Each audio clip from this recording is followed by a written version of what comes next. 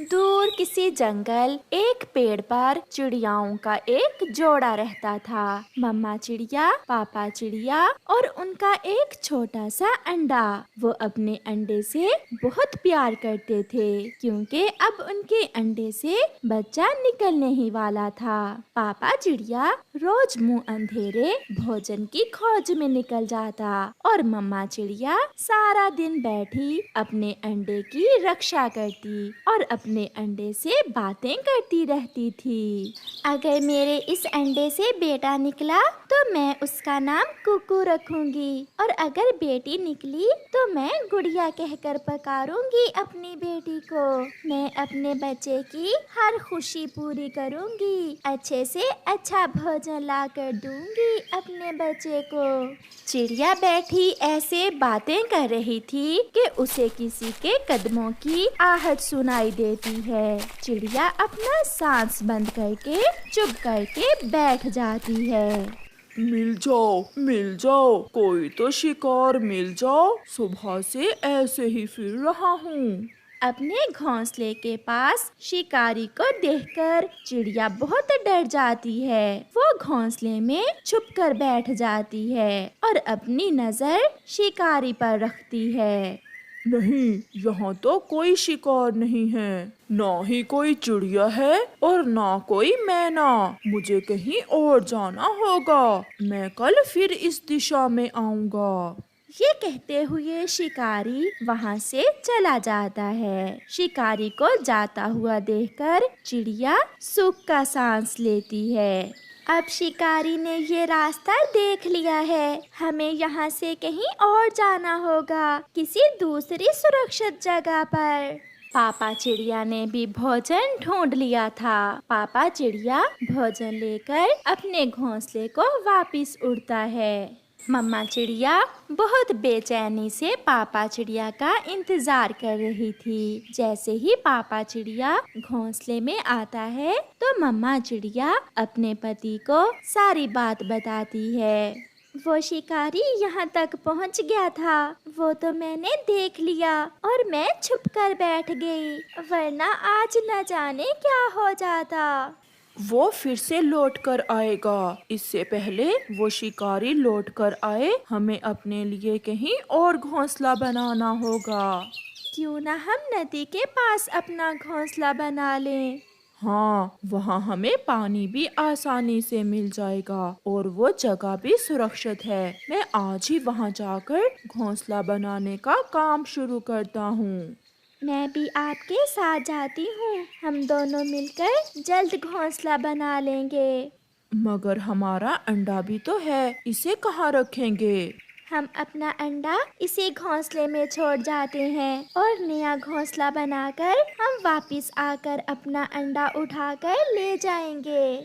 फिर वो पति पत्नी ऐसा ही करते हैं। वो दोनों जंगल के उस पार जाकर नदी के पास अपना नया घोंसला बनाना शुरू करते हैं। एक कौवा और कौवी उड़ते हुए चिड़िया के पुराने घोंसले से थोड़ी दूर आकर बैठ जाते हैं। कौवी अपने पति से कहती है, कालू, वो देखो सामने घोंसले में किसी पक्षी का अंडा पड़ा है। शायद ये अंडा कोई पक्षी छोड़कर चला गया है। चलो इसे उठाकर अपने घर ले जाते हैं। कल मेरे मामा जी आएंगे तो उन्हें देंगे। मेरे मामा जी को अंडा पीना बहुत पसंद है। नहीं जी, ये अंडा मेरी माँ पी लेगी। मेरी माँ भी कल आने वाली है, बूढ़ी है मेरी माँ। ये अंडा पीकर मेरी माँ में कुछ तो ताकत आएगी। फिर वो कौवे चिड़िया का अंडा उठाकर वहाँ से चले जाते हैं। मम्मा और पापा चिड़िया भी अपना घोंसला बना लेते हैं। बाकी का काम आप करें और मैं अपना अंडा लाती हूँ। जल्दी आना। फिर मम्मा चिड़िया अपना अंडा उठाने चली जाती है। मेरा अंडा कहाँ चला गया? कोई मेरा अंडा उठा कर ले गया। मैंने अपने अंडे की सुरक्षा के लिए ही तो नया घोंसला बनाया था। मगर मेरा अंडा कोई उठा कर ले गया। चिड़िया अपने घोंसले में अंडा ना देखकर बहुत रोती है और फिर रोती हुई वापस अपने पति के पास चली जाती है। वापस नए घोंसले में जाकर मम्मा चिड़िया रोती हुई अपने पति से कहती है, हम लुट गए, हम बर्बाद हो गए, किसी जालिम ने हमारा अंडा चुरा लिया है। अंडा वहाँ पुराने घोंसले में नहीं है। ये सुनकर पापा चिड़िया की तो जान ही निकल जाती है। ये क्या हो गया? हमारे मासूम अंडे ने किसी का क्या बिगाड़ा था? वो पति पत्नी बैठे ऐसे रोते रहते हैं। रात हो जाती है। मम्मा चिड़िया और पापा चिड़िया कुछ खाए बिना बैठे अपने खोए हुए अंडे का अफसोस करते रहते हैं। गोरी कौवी और कालू कौवा भी अपने घर में बैठे हुए थे। जब गोरी कौवी को अंडे में से हरकत महसूस होती है, फिर गोरी अंडे को कान लगा कर देखती है। कालू कालू, इस अंडे में तो बच्चा भी बन गया है। अब ये अंडा पीने लायक तो नहीं रहा। मुझे अंडे में से बच्चे के हिलने की आवाज सुनाई दे रही है। तो फिर इसे उठाकर बाहर फेंक दो। अगर अंडे से बच्चा बाहर निकल आया तो नई मुसीबत बन जाएगी। न जाने किस पक्षी का होगा। अगर तोता हुआ तो उसकी टैं टैं से मुझे नींद नहीं आएगी। नहीं कालू, ऐसे नहीं फेंकते अंडे को। मैं ये अंडा कल नदी में गिरा आऊंगी। फिर वो दोनों पति पत्नी सो जाते हैं। सुबह हो जाती है। पापा चिड़िया अपनी पत्नी से कहता है, आप हौसला रखें, ऊपर वाला हमें फिर से अंडा देगा। अगर ऐसे ही रोती रही तो आप बीमार हो जाओगी। मैंने तो अपने बच्चों के नाम भी सोच रखे थे। मुझे मेरे अंडे की बहुत याद सता रही है। मैं आपके लिए भोजन लेकर आता हूँ। हमें एक दूसरे के सहयोग पर ये दुख भूलना होगा। फिर पापा चिड़िया भोजन लेने चला जाता है। कालू, तुम जाओ और भोजन ले आओ और मैं ये अंडा नदी में फेंक कर अभी आती हूँ।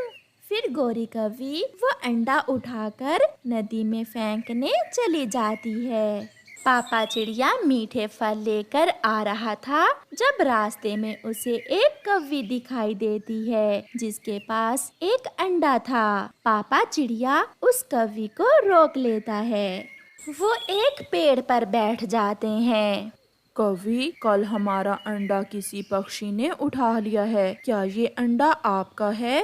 ये सुनकर गोरी समझ जाती है कि ये अंडा उन्हीं का है। इसलिए गोरी पापा चिड़िया से कहती है, ये अंडा तो मेरा है, मगर मैं इसे बेचने जा रही हूँ। मुझे भोजन की जरूरत है। अगर तुम चाहते हो ये अंडा तो अपने मीठे फल मुझे देकर तुम इसे ले सकते हो। मीठे फलों के बदले मैं ये अंडा ले लेता हूँ। ऐसे रानों को जीने का सहारा तो मिल जाएगा। ये सोचते हुए पापा चिड़िया कौवी से कहता है, मुझे स्वीकार है। फिर पापा चिड़िया मीठे फल कौवी को देकर वो अंडा ले लेता है और अपने घर चला जाता है। रानो, देखो तो मैं तुम्हारे लिए क्या लाया हूँ। अंडा? ये अंडा किसका है? मुझे नहीं मालूम, मगर मैं इसे एक कौवी से मीठे फलों के बदले लाया हूँ। फिर मम्मा चिड़िया जब उस अंडे को गौर से देखती है तो वो खुशी से उछलने लगती है। ये अंडा तो हमारा ही है, यही है हमारा अंडा। पापा चिड़िया हैरानी से पूछता है, क्या तुम्हें विश्वास है कि ये अंडा हमारा ही है? कोई माँ अपने अंडे को कैसे भूल सकती है? फिर वो पति पत्नी बहुत खुश हो जाते हैं। उनका बिछड़ा हुआ अंडा उन्हें मिल गया था। और फिर कुछ दिन गुजर जाने के बाद उस अंडे में से एक सुंदर सा चिड़िया का बच्चा बाहर आता है, जिसका नाम वो कुकू रखते हैं। अब उनकी जिंदगी में खुशियाँ ही खुशियाँ थीं। प्यारे दोस्तों, देखा आपने कि माँ बाप अपने बच्चे से कितना प्यार करते हैं, इसलिए आप भी अपने माँ बाप से ऐसे ही प्यार करें। आपका धन्यवाद। कुकू, क्या बात है, तुम ये संतरे क्यों नहीं खा रहे हो? जग्गू, ये संतरे अभी कच्चे हैं और खट्टे होंगे। मम्मा कहती है कि कच्चे फल खाने से हम बीमार हो जाते हैं। यार, थोड़े से खा लो, कुछ नहीं होगा। नहीं नहीं, मैं नहीं खाऊंगा। कच्चे संतरे खाने से खांसी होगी और गला भी खराब हो जाएगा। मुझे ये सब मेरी मम्मा ने बताया है। तो फिर मुझे खाते हुए देखो और तुम मानो अपनी मम्मा का कहना। ऐसा कहते हुए जग्गू वो कच्चे और खट्टे संतरे खा लेता है। घर जाकर जग्गू को खांसी शुरू हो जाती है। जग्गू बेटा, आज फिर कोई ऐसी वैसी चीज खाई होगी, क्या खाया था बेटा? मम्मा, मैंने तो कुछ भी नहीं खाया, बस मीठे और पके हुए संतरे खाए थे। जग्गू ऐसे अपनी मम्मा से झूठ बोलता है। वो ये नहीं बताता कि उसने तो कच्चे और खट्टे संतरे खाए थे। वो सारी रात खांसी करता रहता है।